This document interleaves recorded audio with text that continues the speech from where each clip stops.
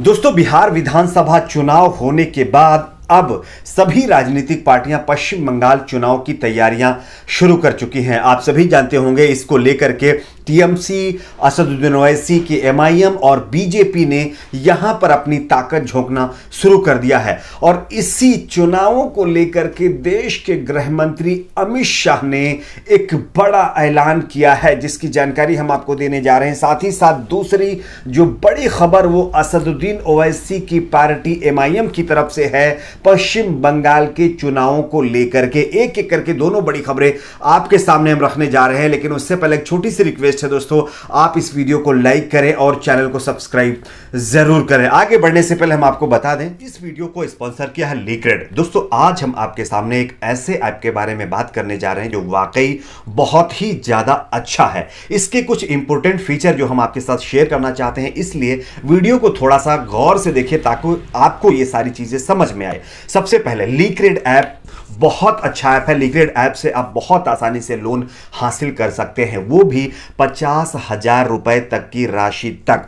आप अगर स्टूडेंट हैं या फिर वर्किंग प्रोफेशनल, अगर आपकी एज 18 साल से लेकर के 45 वर्ष तक है, तो आप लीक्रेड ऐप के जरिए जो है लोन के लिए अप्लाई कर सकते हैं।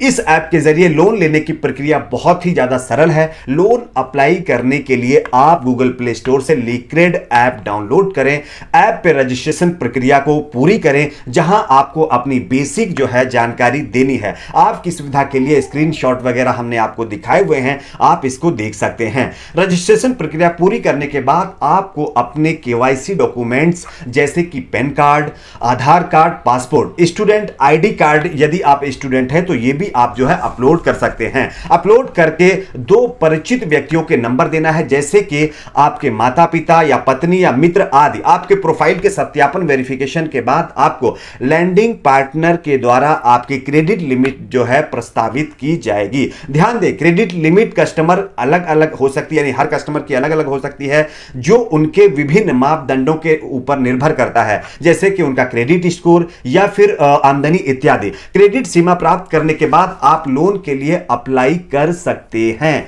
आप में ऐप के अंदर सभी चार्जेस देखने के बाद आप लोन कंफर्म कर सकते हैं। इसके बाद आपको अपने बैंक अकाउंट डिटेल जो है ऐड करना होगा, ताकि इस अकाउंट में आपको लोन हासिल यानी हो सके या मिल सके। ठीक है, इसके पश्चात आप जो है लोन एग्रीमेंट ई साइन करना होगा आपको, जिसके उपरांत लोन की राशि आपके बैंक अकाउंट में 24 घंटे के अंदर क्रेडिट कर दी जाती है। टाइम तो यहां पर 24 घंटे दिया गया है, लेकिन ये जो है कुछ ही मिनटों के बाद आपके अकाउंट में क्रेडिट हो जाता है। जैसे जैसे समय पर आप इसका रीपेमेंट करते रहेंगे, वैसे वैसे आपकी क्रेडिट सीमा चुकाने का जो अवधि है उसके साथ ही जो है बढ़ती रहेगी, और आपको बहुत सारे डिस्काउंट कूपन वगैरह भी इससे मिलते रहेंगे। तो आप लीक्रेड ऐप को इंस्टॉल करिए गूगल प्ले स्टोर से और जाकर के लोन के लिए अप्लाई करें। बहुत अच्छा और यूनिक एप्लीकेशन है, हम खुद इस ऐप को इस्तेमाल करते हैं।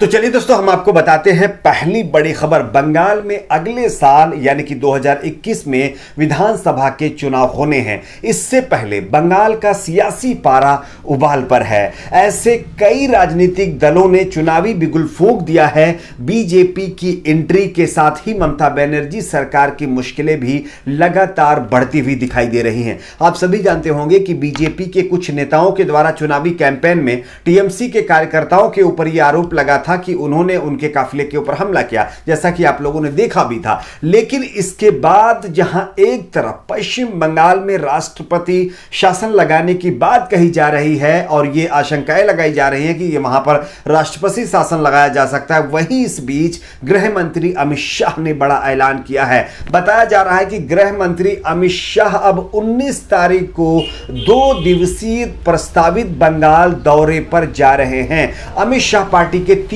अलग अलग कार्यक्रमों में शामिल होंगे।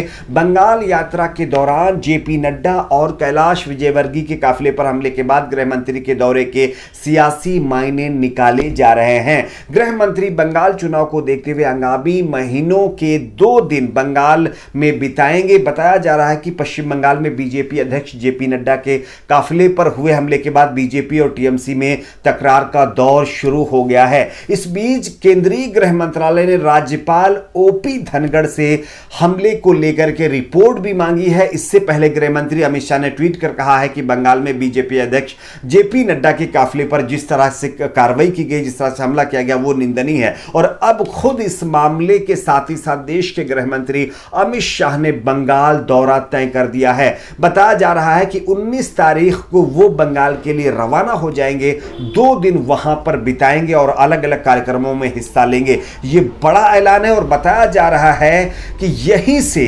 पश्चिम बंगाल चुनाव का बिगुल वो फूंकने जा रहे हैं। अब देखना यह होगा कि आगे टीएमसी इसको कैसे लेती है, लेकिन यह तो तय है कि पश्चिम बंगाल का चुनाव इस बार काफी ज्यादा कांटे का होने जा रहा है। साथ ही साथ बंगाल चुनाव को लेकर के असदुद्दीन ओवैसी की पार्टी एमआईएम की तरफ से एक बड़ी खबर आ रही है। बताया जा रहा है कि हैदराबाद के सांसद असदुद्दीन ओवैसी की पार्टी ऑल इंडिया मजलिस-ए-इत्तेहादुल मुस्लिमीन ने आज पश्चिम बंगाल में पार्टी की लॉन्चिंग फाइल कर ली है। ओवैसी ने रविवार को भी हैदराबाद में पश्चिम बंगाल में पार्टी की औपचारिक लॉन्चिंग के लिए अपने संगठन की टीम के साथ एक बैठक कर चुके हैं। इस बैठक में असदुद्दीन ओवैसी के पहले की उस घोषणा पर औपचारिक मोहर लगा दी गई है कि एमआईएम अगले विधानसभा चुनाव में जो है पश्चिम बंगाल में अपने कैंडिडेट उतारने जा रही है, जिसमें अब 6 महीने से भी कम का वक्त बचा है। इस बैठक में पार्टी ने यह भी तय किया है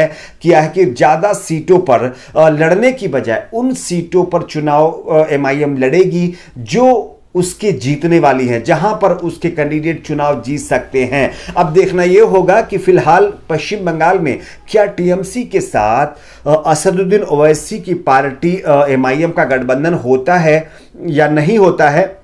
और पहले ही आप सभी जानते होंगे कि ओवैसी ने टीएमसी को ऑफर कर दिया था कि अगर वो हमारे साथ गठबंधन में मिलकर के चुनाव लड़ना चाहते हैं तो उनका स्वागत है, हम गठबंधन करने के लिए तैयार हैं। लेकिन टीएमसी की तरफ से कोई जवाब नहीं दिया गया है। फिलहाल ये तो तय है कि अब एमआईएम भी पश्चिम बंगाल में अपनी टीम तैयार कर रही है। और जिस तरह से बिहार में आप लोगों को पता होगा कि एमआईएम ने काफ़ी अच्छी सफलता प्राप्त की, 5 कैंडिडेटों को चुनाव जिता लिया। अब जो है पश्चिम बंगाल में भी वो काफ़ी कड़े मुकाबले के साथ चुनाव मैदान में उतरने जा रही है। आपको क्या लगता है, क्या आपके हिसाब से टीएमसी और एमआईएम को गठबंधन करके चुनाव लड़ना चाहिए?